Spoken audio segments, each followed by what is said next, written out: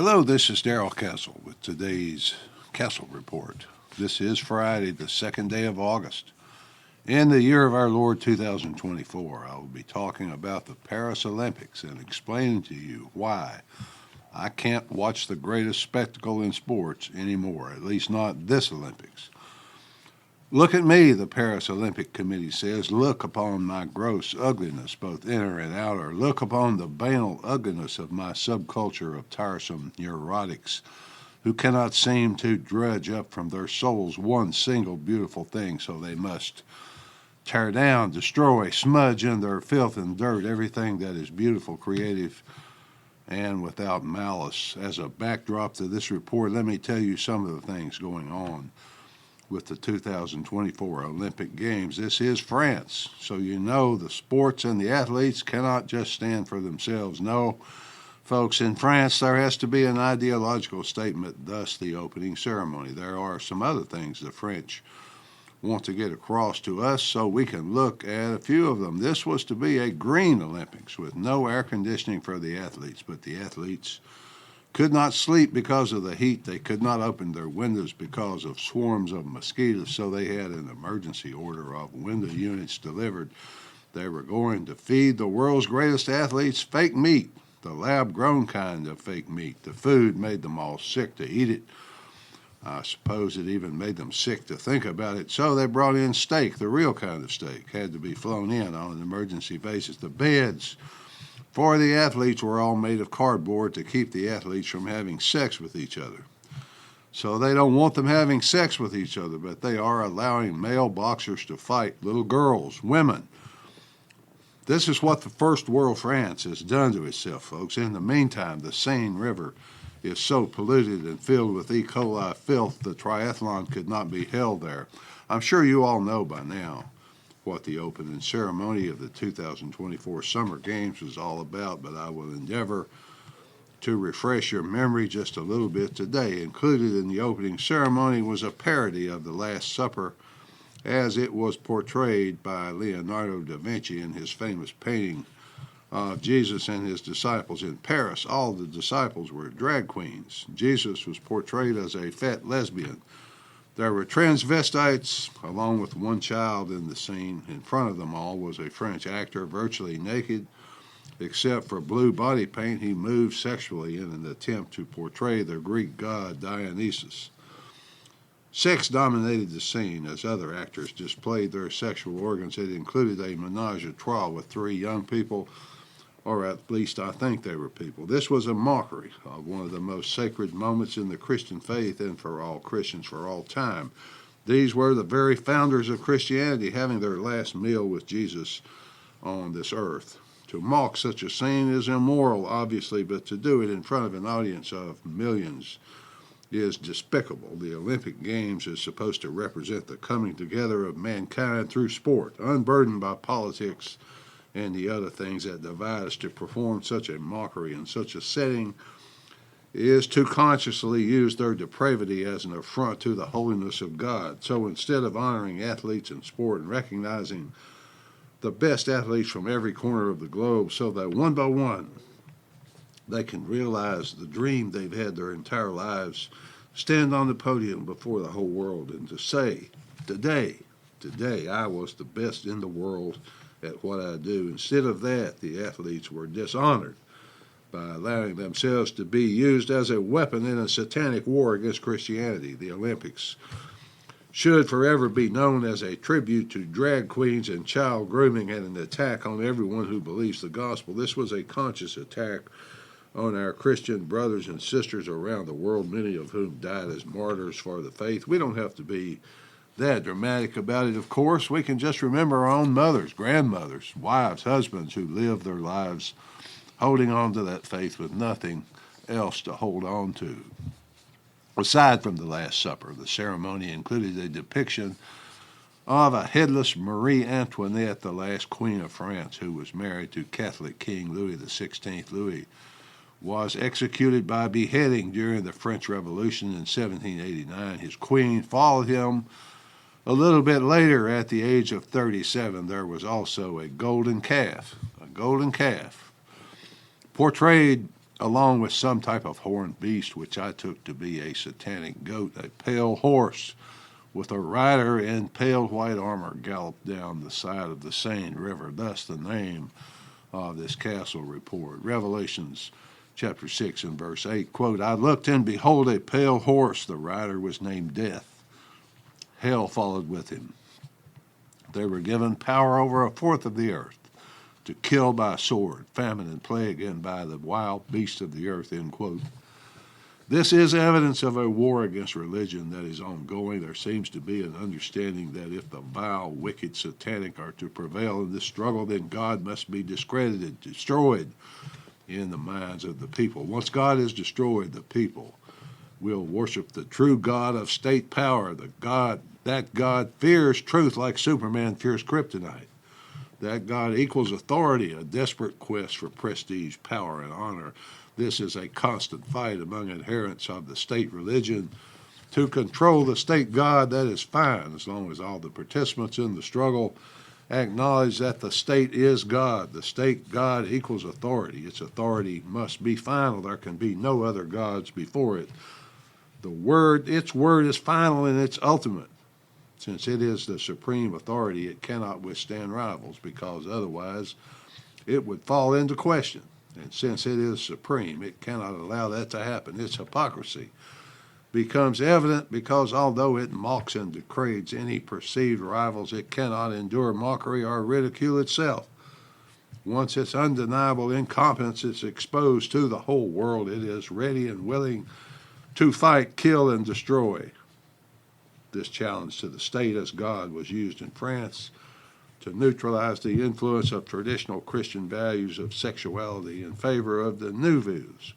Evolving through the sexual revolution, Christian rights and imagery are a threat to the new sexual revolution because they stand in opposition to it. Sadly, many Christian denominations, Protestant and Catholic, have bought into the new way as a form of unity and inclusion, but how can we unify with such things and still be Christians? Their way is a perverse, sexualized, anti-human version of the real thing. They want the Christian imagery to be just another token presented in their perverse world as a competitor. So there's a war against religion, not just Christianity, but against all religions. I can't see Mr. Macron doing to Islam what he did to Christianity, though. Can you? If he did, he would not get the peaceful Christians voicing their opposition in print, but he might instead get thousands of immigrants burning down Paris. You have to pick your enemies from among those who won't fight back and are therefore weaker to the point of being defenseless. The French did recognize what they have done, at least made a token effort at apology. To me, no apology, no matter how well-meaning, is acceptable, because I'm concerned with what is inside of you, Mr. Macron, not your meaningless words. Yes, they apologized to anyone who was offended during the opening ceremonies. It's more like another attempt to say something about it. Inclusivity than an apology. They include all forms of perversion, but not the religion of billions. Here's the quote from the committee's news conference. Quote, clearly, there was never an intention to show disrespect to any religious group. On the contrary, I think with Thomas Jolly, we really did try to celebrate community tolerance. Looking at the result of the polls that we shared, we believe that this ambition was achieved. If people are taking any offense, we are, of course, really, really sorry, end quote. So that's just so much claptrap, because it's the old non-apology of, I don't apologize for what I did, but if it offended you, I'm sorry. People from around the world, including the European Union, voiced their objection. Many athletes demonstrated as best they could by wearing crosses and so forth. But not everyone shares my view of the ceremony. That gives us a chance to know who we are up against when we vote. Excuse me, folks. When you look at all the various things a person does or says, just think about which ones hold the person you call Lord in the kind of contempt the French Olympic Committee does. You think about that, folks. The First Lady of the United States attended the ceremony, thought it was spectacular. Quote, so last night it was spectacular. The rain did not dampen our spirits every step of the way. I was thinking to myself, oh my God, how are we going to top this, end quote. Well, Dr. Jill was referring to the Summer Games scheduled for Los Angeles in 2028. But fortunately, Dr. Jill, you will not have to worry about topping it. Kamala Harris, Vice President of the United States, also praised the ceremony and said it was beautiful and spectacular. I wonder how Christians justify in their minds voting for such people who hold them and everything they hold dear in such contempt. The Pope has as yet refused to condemn the ceremony, but Archbishop Vigano is guilty of no such refusal. Vigano, recently excommunicated by the Pope, was not shy at all about expressing his view of the ceremony. Quote, "The opening ceremony of the Paris Olympic Games is the latest in a long series of vile attacks on God, the Catholic religion, the natural morality by the anachronistic elite that holds Western countries hostage. We had seen no less disconcerting scenes at the 2012 London Olympics, the 2016 inauguration of the Gothard Tunnel, the 2022 Commonwealth Games featuring infernal figures, goats, terrifying animals. The elite who organize these ceremonies demand not only the right to blasphemy and the obscene display of the foulest vices, but even their mute acceptance by Catholics and decent people who are forced to suffer the outrage of seeing the most sacred symbols of their faith and very foundations of natural law desecrated." End quote.